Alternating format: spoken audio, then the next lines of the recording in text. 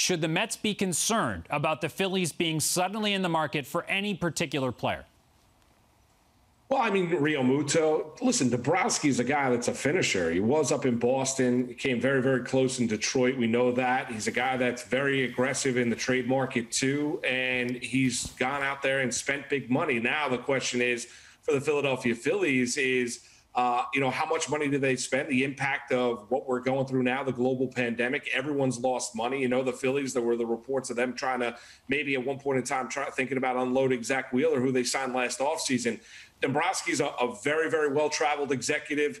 I think there's a lifespan for him in any organization because of the way that he goes about his business. But he was brought in there to be a finishing piece to help bring that Phillies team back, not only just to playoff relevancy, but to championship relevancy. And that's going to be stiff competition at NL East. Yeah, Dombrowski's going to be aggressive, no doubt about it. He has been at all his different stops. But when you look at what the Phillies have done over the last couple of years, is that really a big change? I mean, they went out and got Bryce Harper. They got JT Realmuto.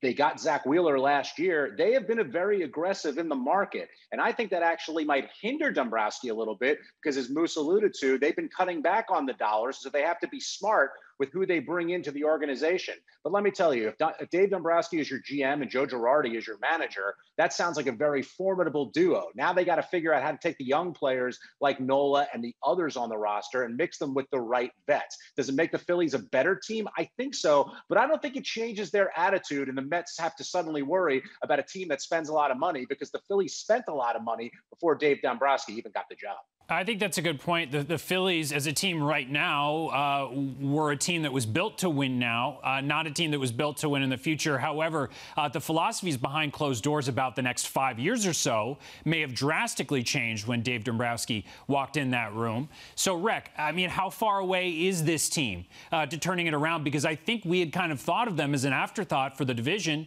in 2021, and now I'm not so sure. I think they're still pretty long way away, to be honest with you. Look, that hole at catcher, I think that's pretty glaring. Then you talk about the fact that they did lose Didi Gregorius so far.